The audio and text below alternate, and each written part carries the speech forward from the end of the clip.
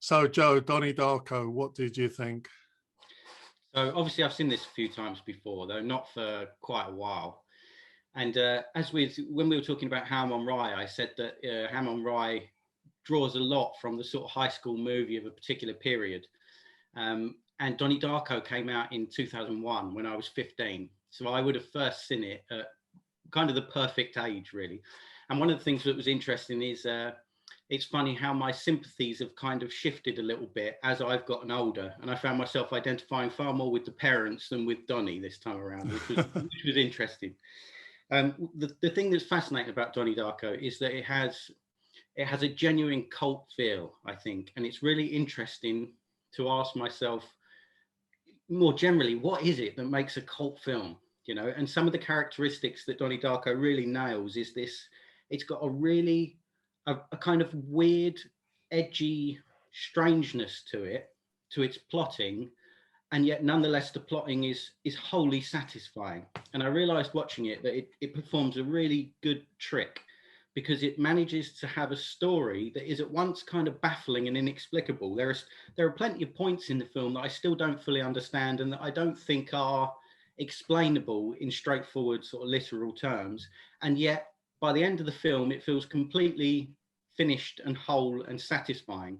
And that's a really clever trick to pull off. And I think that's what's responsible for its longevity, I think, and the impact it had both at the time and since, because there's no doubt it seems to have its place in a kind of niche indie American cult cinema, and for good reason. I think I found it wholly entertaining. There are many excellent period details that are sort of tongue-in-cheek, but affectionate and genuine at the same time. And I think it's the tone of the film that counts for its success. That it's kind of takes the mickey out of certain things without being a cynical film.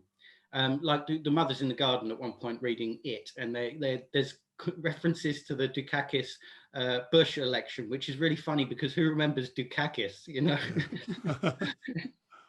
There are some fantastic shots in it, just from a style point of view, it's really interesting. There's a beautiful shot where the camera tracks down the corridor as it follows Donnie out of the house, then looks up at the chandelier, and as it looks down, the door is closing. And it's just beautifully timed. There's that wonderful glide at the beginning where they find him just laying there in the middle of the road with that beautiful scenery, those lovely fades between Donnie and Frank that create that sort of eerie strangeness. So tonally, it's really well balanced, because there are times when it is almost frightening. There are times where it's very, very funny, but it never feels jarring. It does those tonal shifts really, really well. The whole hope fear thing, and the Patrick Swayze character, and the completely over the top gym teacher, they're all brilliant. I think those touches they feel really genuine, and they're almost outrageous. I don't want to be afraid anymore, that little boy, and yet it seems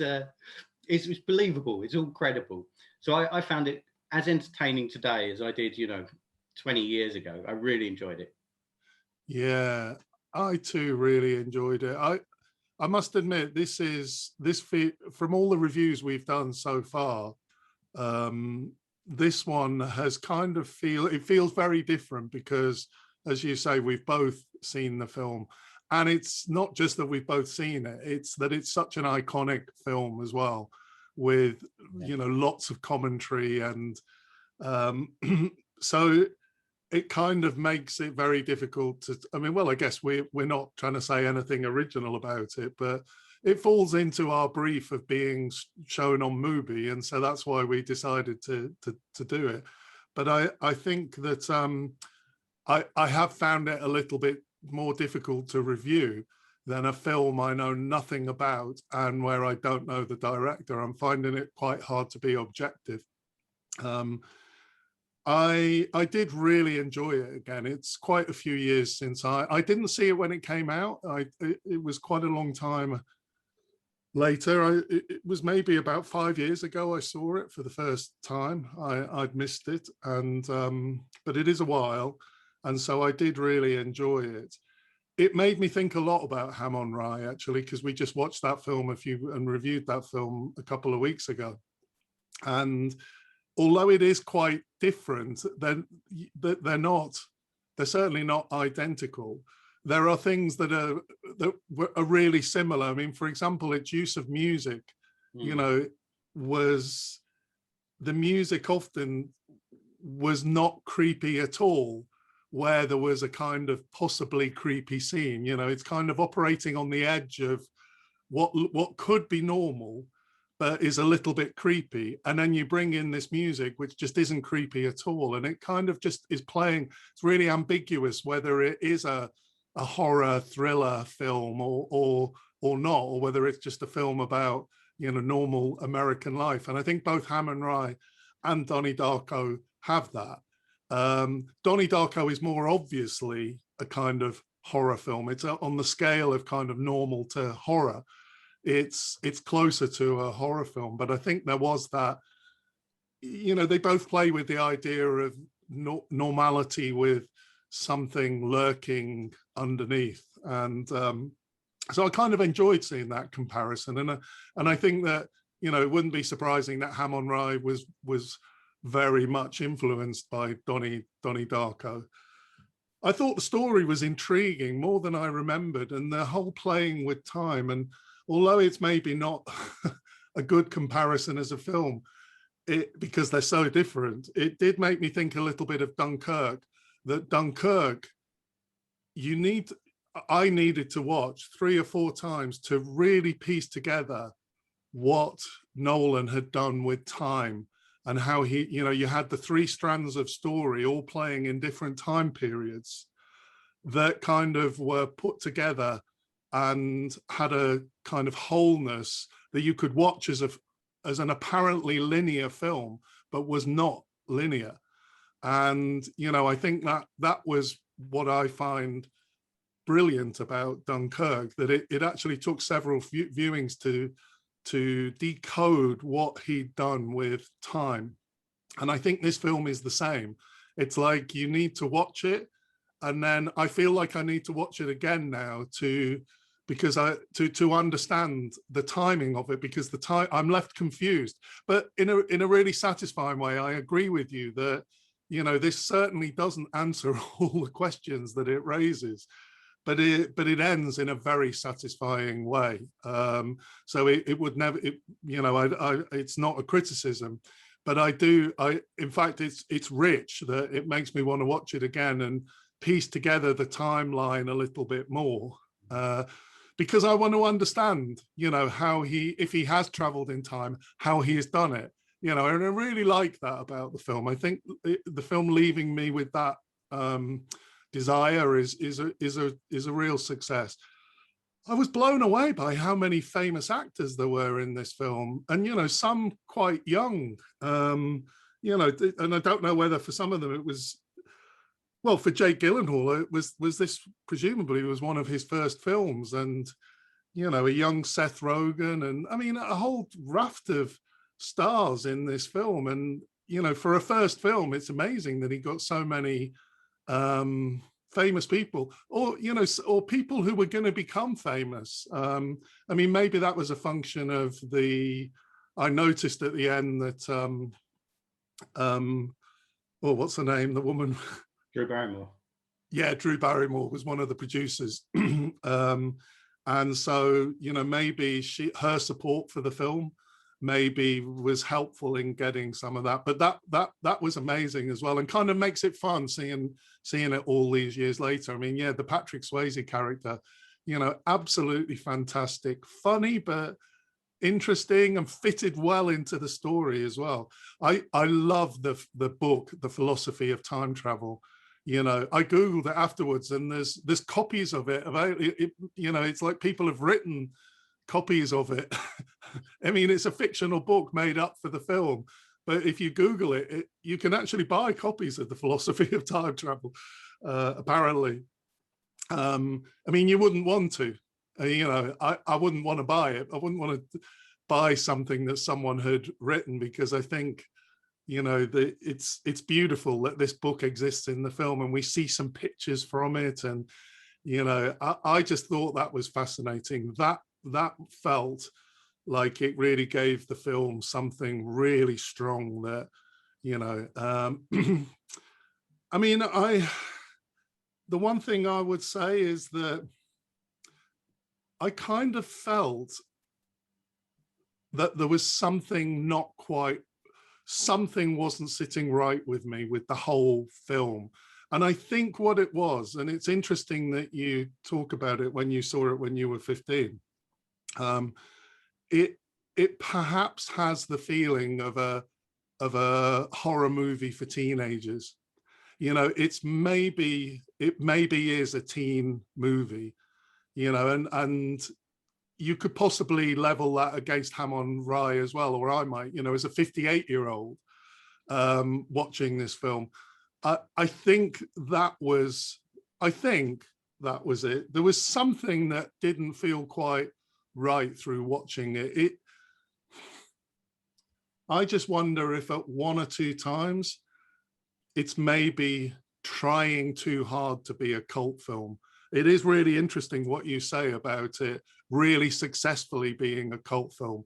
And I, you know, maybe it was that, but I do think that maybe it's best suited by teenage to as an audience for teenagers who are, you know, going through the growing process. You know, it's a coming of age movie for people who are coming of age, possibly. You know, I mean, there's a lot of similarities, I think, in style and tone with Mulholland Drive. You know, the old woman is a real Lynchian character, I think. And, you know, Mulholland Drive actually came out in the same year. That's really interesting, because I kind of thought, oh, he's really influenced by Mulholland Drive. It feels like for me, it felt like there was a link, but they both came out at the same time in the same year. So he can't have been, but, you know, so I think I mean, obviously I think he must have been aware of Lynch films, because there were plenty of Lynch films before Mulholland Drive. But yeah, Mulholland Drive is a much more mature horror movie, to the extent it is a kind of horror thriller. It's much more mature. It's, you know, and so maybe that was the difference. But I guess I'm trying to find something to be critical about the film, because it was just thoroughly enjoyable. And yeah, it was really, you know, the 2 hours passed very quickly. Yeah, I agree with you about I'm not sure I would have the same affection for the film if I hadn't effectively grown up with it. You know, it'd be interesting to know if it has an audience and a cult following among people who saw it 10, 15, 20 years after it came out, or if the sort of general regard it's held in is from people who saw it at the time when it came out and were perhaps around a particular age. Because yeah, I wonder if I would feel the same way about it if I'd only seen it for the first time, say 5 years ago. It's interesting what you're saying about, you know, the old woman, and it does successfully play on quite a lot of standard tropes. You know, the mysterious old woman, the kind of wise elder. But I think it does so really successfully. The only thing actually that I forgot to mention first time around that jarred with me a little bit was how nasty their treatment of what's her name, Charita is. You know, their kind of racist comments to her felt really, really unpleasant. And they're, you know, they're bullying her, and it's supposed to be unpleasant, but it felt unusually abrasive. And I wonder if that's because that's a kind of, that dates the film as well. Perhaps it was, you know, kind of unpleasant, but you kind of shrug off that sort of language 20 years ago, and today it just feels completely inappropriate, you know, and didn't sit right in a film with that kind of tone and style, you know. But I think you're right about that. I agree. I felt that when, you know, it's when they're waiting for the bus, isn't it, that he makes the racist remark to her. And I think, you know, it does fit into the film in the sense that it's, you know, it's establishing that they're the not nice guys. So, you know, whether they're going to, whatever they're going to comment on, they're going to find something negative to be nasty to a person. And, you know, they were choosing race in that sense. And so it's not, in its time, it wouldn't have stood out, because yeah, it's just establishing what those people were like. But yeah, it's kind of out of place now, isn't it? It doesn't, because that's not really necessary. It's easy to make them bullies without them being so abrasive. And you know, if there was going to be some relevance, if it was going to play out in some way later, I've no objection to that language being in the film per se, but it's like, if you're going to have it, you need to kind of evolve it. You need to do something with it. You need to resolve it. You can't. It does feel wrong just leaving it hanging. I think you're right. Yeah, the other thing I would say about the you're right. It's got a cool cast, and the particular sort of I really like to see James Duval in it, because James Duval was in a load of Greg Araki movies, like mid to late 90s, and it seemed like whenever I see him pop up, particularly in a bit part, I can't help but see it as a reference to Greg Araki and all those like Nowhere and Doom Generation and films with a really punky kind of cult status themselves. So although I really like that, perhaps that is a mark, maybe I'm reading too much into it, but perhaps that is a mark of Richard Kelly positioning Donnie Darko as a cult film, you know. But still, very enjoyable picture. Very enjoyable, and you know, it doesn't need us to recommend it, but I would say we both highly recommend it. Yeah, definitely. Cool. What's coming next? Next up is an experimental documentary called Ray by Niles Atala from 2017. Okay, looking forward to it.